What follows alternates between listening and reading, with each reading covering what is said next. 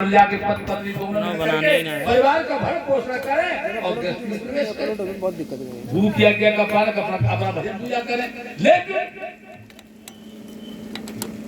ग्रस्त संत से कब नहीं होता है। ग्रस्त कब संत होता है, मैंने ये देखा है आपने, और मैं ये भी कहता हूं कि ग्रस्त जो होते हैं, आज मैं ये मानता हूं ग्रस्तों के घर सारे आश्रम के हेडक्वार्टर है। बगैर ग्रस्त के कोई भी आश्रम कहीं सकता है। जितने आश्रम चल रहे हैं सब ग्रस्त चला रहे हैं। हमें ये पूरी बता रहे हैं, अगर पकड़िया गल्ला न पूजा तो हमें नहीं चला आश्रम। पकड़िया तिलियानी गल्ला न दिया है उसके अंदर। यहाँ तक ग्रस्त के लिए लिखा है कि वृक्ष से गिरे हुए फल खाए, लेकिन वृक्ष को भी परेशान न करिए। किसी जीव जंतु को परेशान न करो, सुरक्षावादी रहती है। मत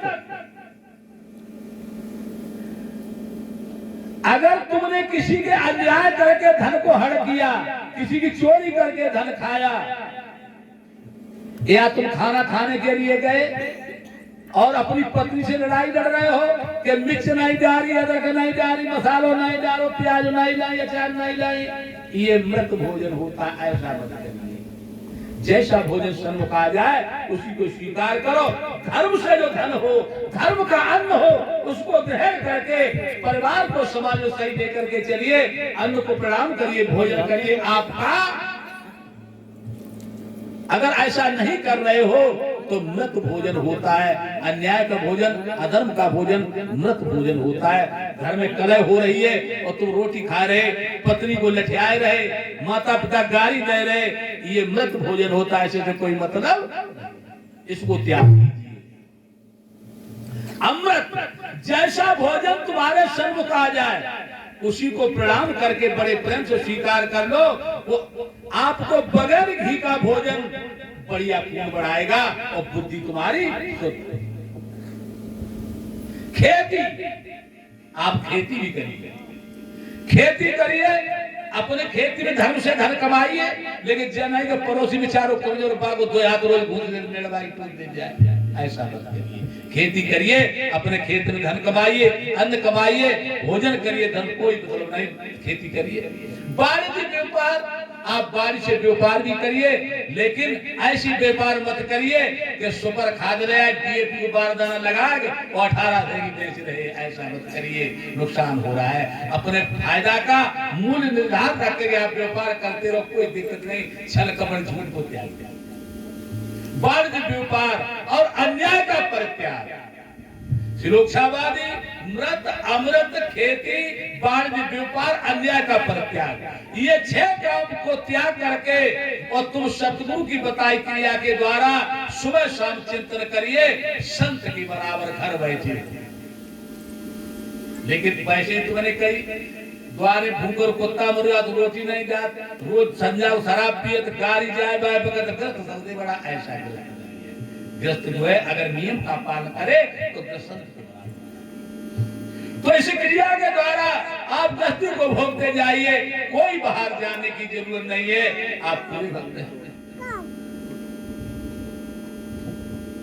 तो ये ग्रस्त के नियम है। तो 50 साल तक आप गृहस्थी में रहिए, कोई दिक्कत नहीं। और अगर गृहस्थी के बाद उस क्रिया को पूरी समझिए, उस क्रिया को समझ करके ध्यान करते रहे, बेड़ा हो जाए। ऐसे ही कहते रहे कि ग्रस्त तो लोकात ग्रस्त धर्म से ग्रस्त ब्रह्मचरी ग्रस्त बाल पत्र संन्यास। तो ग्रस्त एक आश्रम है। ग्रस्त आश्रम तभी अच्छा है कि जब हम उसके नियम, जैसे कि महात्मा जी थे, महात्मा जी एक राजा साहब के नगर में महात्मा जी पहुंचे। राजा का नियम क्या था? राजा का नियम यह था कि अगर नगर में कोई महात्मा आए तो मंत्री से कह दिया कि मंत्री, अगर नगर में कोई संत आता उसे मेरे पास लेके आओ। मंत्री जाते, पूरे नगर में संत ढूंढते, कोई संत मिलता तो राजा साहब ने बुलाया, जाते। जब राजा के पास पहुंच जाए, राजा कहते महाराज ये बताओ ग्रस्त बड़ा या व्रत बड़ा है?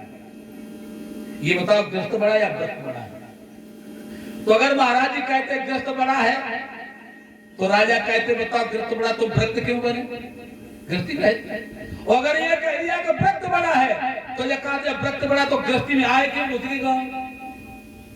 तो मूल का जो प्रश्न का जवाब नहीं देता तो राजा उसे जेल में डाल दिया। हजारों महात्मा राजा के जेल खाने में पहुंच चुके हैं। कोई कहता ग्रस्त बड़ा तो कोई कहता व्रत बड़ा है। अगर ग्रस्त बताओ बड़ा कहा तो महात्मा क्यों मरे, और जब कोई व्रत बड़ा तो कहा तो फिर गांव में क्यों आए। हजारों महात्मा चले गए। एक दिन ऐसे महात्मा जी आए, हमारे महाराज जी कैसे तुम्हारे मंत्री जी ने देखा बोले चलिए महाराज जी महात्मा राजा साहब ने बुलाया है। राजा साहब के पहुंचे। राजा साहब ने पूछा महाराज ये बताओ ग्रस्त बड़ा या व्रत बड़ा है।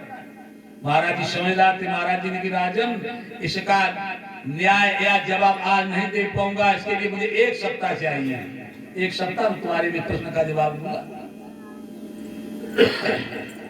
राजा ने कहा ठीक है। फिर महाराज 1 हफ्ता तुम चले जाओगे कि नहीं, हमारी रहने की व्यवस्था करिए, मैं तुम्हारे पास रहूंगा, आपके प्रश्न का जवाब दे करके जाएंगे।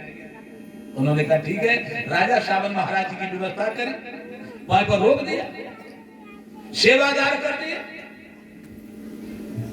3-4 दिन हो गए। उसके बाद एक दिन राजा भ्रमण करते करते एक जंगल में पहुंचे। जंगल में महाराज जी को तूफान आ गया। राजा साहब रास्ता से भटक जाते हैं। एक बट वृक्ष के नीचे राजा साहब रात्रि हो गई, वहीं पर घोड़ा खड़ा करके वहीं पर रुक जाते हैं। घोड़े के ऊपर जो उनके कपड़ा थे वे बिछा करके बैठ जाते हैं। तो राजा साहब भीगे हुए भी थे, कपड़े गंदे भी थे। तूफान आया था। उस वृक्ष के ऊपर एक तोता रहता था। तो महाराज जी ठिठुर रहे थे। तोती ने तोता से कहा कि तोता आज हमारे तुम्हारे दरबार पर एक अतिथि रुका हुआ है, इसकी सेवा करना हमारा तुम्हारा धर्म है। ये ठंड से परेशान भी है और भूखा भी है।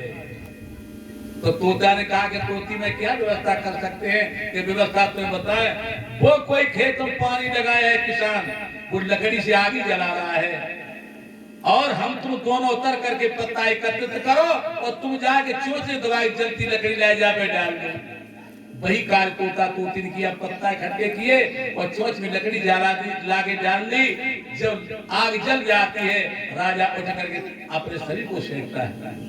जब शरीर को सेक दिया, अब तोती बोली कि महाराज ये शरीर तो इसने तपा लिया है, लेकिन ये भूखा बहुत है, मेरा धर्म है कि इसकी सेवा करना। तोती अग्नि में गिर जाती है।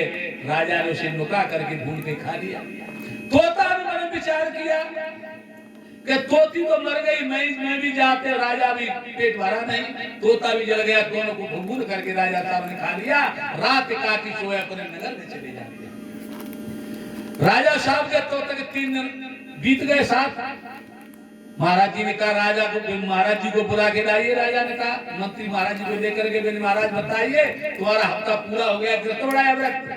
राजा यहाँ नहीं बताऊंगा, मेरे साथ वहीं चलिए, मेरे साथ जंगल में चलिए थोड़ी देर। राजा साहब को लेकर के जंगल की तरफ चले। 1-2 किलोमीटर चले। राजा साहब ने कहा कहाँ महाराज जा रहे हो, और पीछे आओ। राजा ने कही कि कहाँ ले जाओगे।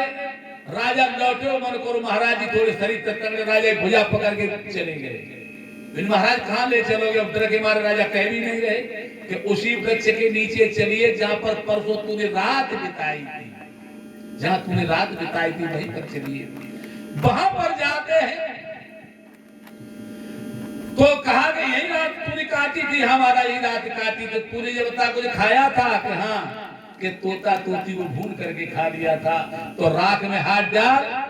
जैसे राख में हाथ डाला, तोता तोती दोनों जीवित निकल आते, फुर करके वृक्ष पे चढ़ गए। महात्मा जी ने कहा राजन आ गया समझ में, ग्रस्त हो तो ऐसा हो और व्रत हो तो ग्रस्त ऐसा हो दूसरे की सेवा में जान की आहुति दे दे, और व्रत हो तो ऐसा हो जो मुर्दा को जीवित करने वाला व्रत है तो वो व्रत है, अपनी शरीर की आहुति देने वाला वो व्रत है। क्यों? संत मुर्दा को जीवित करते हैं। मुर्दा कौन है? मुर्दा कौन है? जो सो रहा वो मुर्दा है। तुलसीदास ने कहा है कि जानो तब ही जीव जग जागा और जब मन विषय विलास विरागा। जीव को जगा हुआ तब जानो जब संसार से मन को हटा करके परमात्मा से जुड़ जाए। जब तक परमात्मा से नहीं जुड़ा है तब तक वो मुर्दा है। और मुर्दा क्या कर रहे हैं? और मुर्दा किसी चीज को नहीं जानता है। मुर्दा के शरीर में सरफी रहते हैं दुकानदार हो जाते हैं। इसीलिए हम जब तक प्रभु का चिंतन नहीं करते तो तक मुर्दा होता। क्यों? आज आपने देखा, मैंने कुछ ऐसे धनवान लोग देखे हैं, बहुत संपत्ति है लेकिन चेहरा पे चमक नहीं है, चेहरा पर खुशहाली नहीं है, चेहरा पर प्रसन्नता नहीं है। क्यों? धनवान बहुत है। क्यों? वे सो रहे हैं, उनको यही पता नहीं है कि मेरी जिंदगी कहाँ जा रही है। सो रहे हैं, वे मुर्दा है। और मुर्दा की क्या हालत होती है? और मुर्दा को क्या चैन में दौड़ पड़ा है? क्यों? खुशहाली क्यों नहीं आ रही है? खुशियों का खुशी कब होती है? खुशी तब होती है जब भक्ति अंदर समा जाती है। तब क्यों? जितात्मा प्रशांत से परमात्मा समायता शीतो दसों का दुखे तथा मानियो। जब परमात्मा अंदर समाहित हो जाता है तो सुख में दुख में सर्दी गर्मी मान सम हो जाता है, कोई खतरा नहीं रहता है। तो खुशी का दीपक अंदर होता है, खुशी बाहर नहीं होती है। शरीर में कूदे को बुढ़ापे में खूब मोटे हैं लेकिन अंदर से कमजोर है। तो खुशियों का दीपक अंदर होता है। जो अंदर से प्रसन्न है, भक्ति भाव से भरा हुआ है, वो खुशहाल है और वो जाग रहा है। और जीव वैसे होता है। ये खुशियों का दीपक होता क्यों? खुशियों का दीपक बुझ ही गया। अंदर मेरे भगवान की ज्योति स्वरूप का दर्शन नहीं हो रहा है। हम 2 मिनट भजन नहीं कर रहे हैं और घरे दीवानी जलाए रहे। दीवानी हम बना रहे हैं। हर पाव में जगह मोमबत्ती धरो, दीपक रखो। इसे दीपक से मतलब नहीं चलेगा, इसके अंदर दीपक जलाना है। लेकिन जो दीपक बुझाए जा रहे हैं, खुशियों का दीपक बुझ ही गया, अब दीवाली से लाभ है क्या।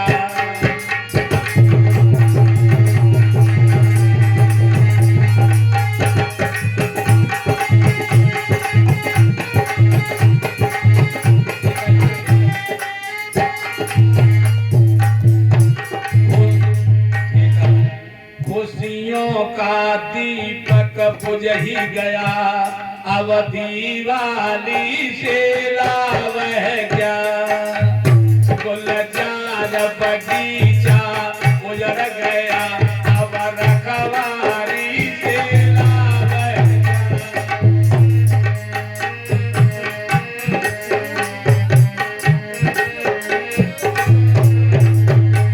गुलजार बगीचा उजड़ गया, अब रखवारी से लाभ है क्या।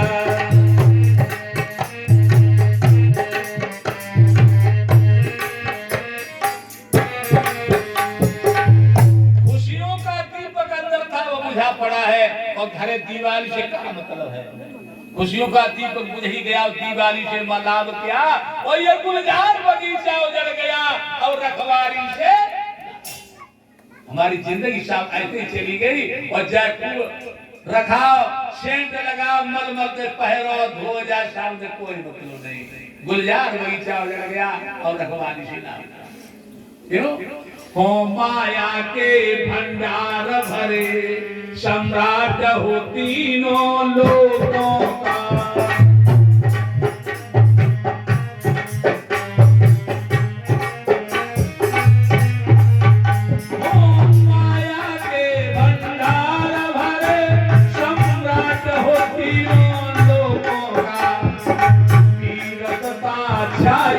जीवन में ऐसी नजरा लाभ है क्या।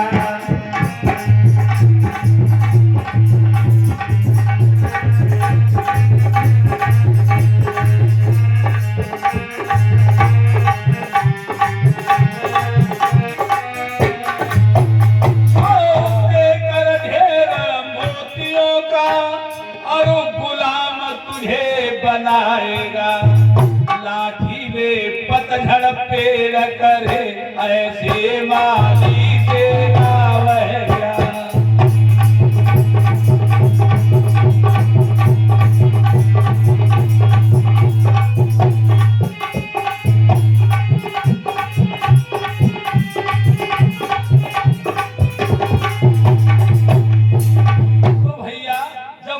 दीवार से कोई मतलब नहीं है, इसलिए इस दीपक को जलाओ।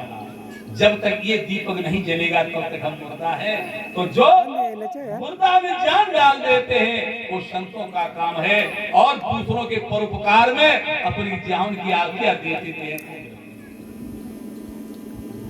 और ग्रस्त भी भजन पूरा कर सकता नहीं तो आपको प्रैक्टिकल प्रमाण मैं बताऊंगा। आपने देखा होगा, मैंने बड़े बड़े महामंडलेश्वर देखे हैं जो अस्पतालों में चले गए